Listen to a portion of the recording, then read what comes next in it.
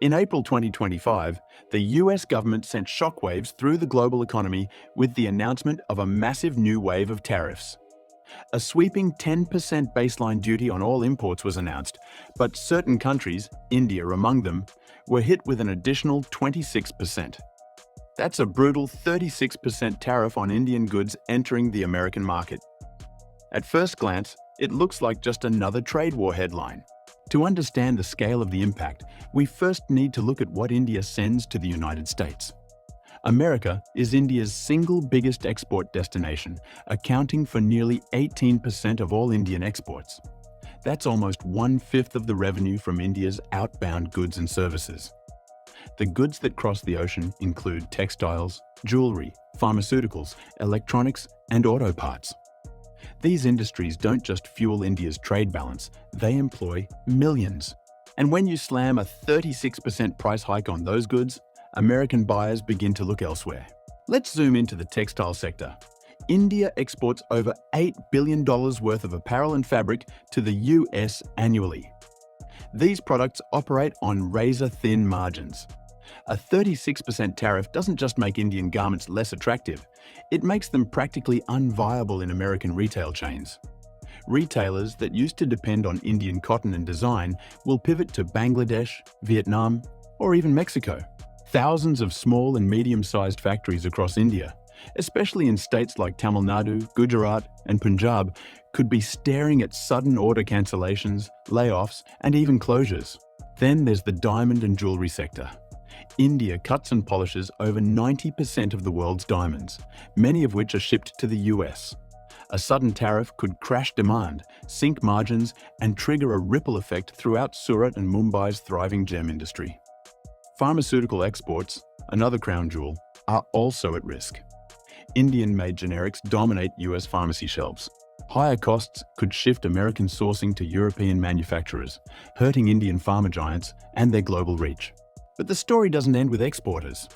What happens when $30 to $35 billion worth of Indian exports slow down? GDP takes a hit. Current estimates suggest India could lose 35 to 90 basis points in annual GDP growth, pushing growth forecasts down from an expected 7% to below 6.3% in some models. That may not sound like a lot, but in a developing country where every decimal point represents millions of jobs, it's a massive blow. GDP isn't just a statistic, it's the engine behind job creation, investment, and poverty reduction. And while exports slow down, the ripple effects begin. The Indian rupee could weaken further as export revenues decline. Imported inflation may rise, especially for fuel and tech components. Urban consumption slows as layoffs begin in export-heavy industries. And investors, both domestic and international, start to worry. The narrative of India as the world's fastest-growing major economy begins to crack. What's India doing in response? The Reserve Bank of India is already preparing to soften the blow. Experts predict that the RBI may cut interest rates by 50 to 75 basis points this year to stimulate domestic demand. Lower borrowing costs can help boost local investment and encourage consumer spending. But monetary tools have their limits. If the root of the problem is global demand and geopolitical friction, India's central bank can only do so much. Meanwhile, trade diplomats are scrambling. India is offering to ramp up imports of US defense equipment and natural gas in an attempt to reduce the trade deficit and win tariff relief. Behind closed doors, talks of a fast-track bilateral trade deal are intensifying. India's pitch is clear. We'll buy more from you if you stop punishing our exporters. But Washington's stance, at least for now, remains firm. America First still dominates the rhetoric, and Trump's base is applauding the tariffs. So what's India's plan B? Diversification. Indian exporters are now actively exploring alternate markets: Africa, Southeast Asia, Europe. The government is offering new export incentives and trade finance schemes to soften the blow. China Plus One has turned into US Minus One for some industries, with exporters hoping to reduce dependence on any one country. But market diversification takes time. Trade relationships are not forged overnight. And while India builds new bridges, the damage to the old ones is already being felt. Let's not forget the emotional cost. Families running export-based businesses are anxious. A Surat-based diamond trader recently said in an interview, "We survived COVID. We survived demonetization. But a 36% tariff? That's death by policy." In Tamil Nadu, a garment factory owner employing 400 workers stated, "We had confirmed orders till September. Now they're cancelled. My fabric is sitting idle. I can't afford to pay salaries next month." These aren't just numbers, they're lives.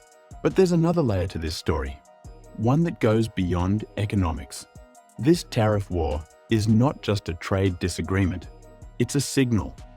The global economic order is shifting. Countries are retreating into protectionism. Globalization, the model that helped India rise, is now under attack. And for a country that has built its growth strategy on integrating with global markets, this is a moment of reckoning. For decades, India's pitch was simple: we'll make it cheaper, faster, and better. But in a world where political decisions override economic logic, that pitch is losing power. If every country starts raising walls, where does that leave nations like India that have so much riding on exports? Some economists believe this may be a wake-up call India needed.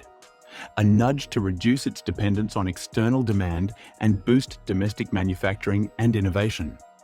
Initiatives like Make in India, PLI schemes, and infrastructure upgrades are now more important than ever.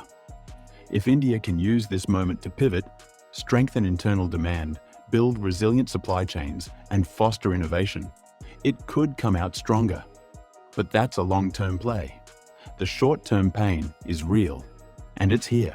And there's a geopolitical angle too.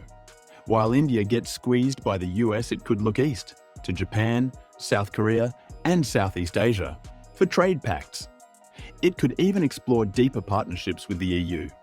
But that also comes with strings attached, aligning with digital rules, environmental norms, and labour standards that Indian exporters aren't always ready for. Every new door opens into a new maze. And yet, within all this chaos, there lies an opportunity. For Indian startups, this could be a moment to tap into local demand, rethink global dependencies, and innovate for resilience. For policymakers, it's a wake-up call to strengthen logistics, reduce red tape, and make it easier for businesses to pivot. And for students, entrepreneurs, and young professionals watching closely, it's a lesson in how geopolitics shapes markets. So, where does this leave us? In uncertain waters. The US tariffs aren't just a policy move.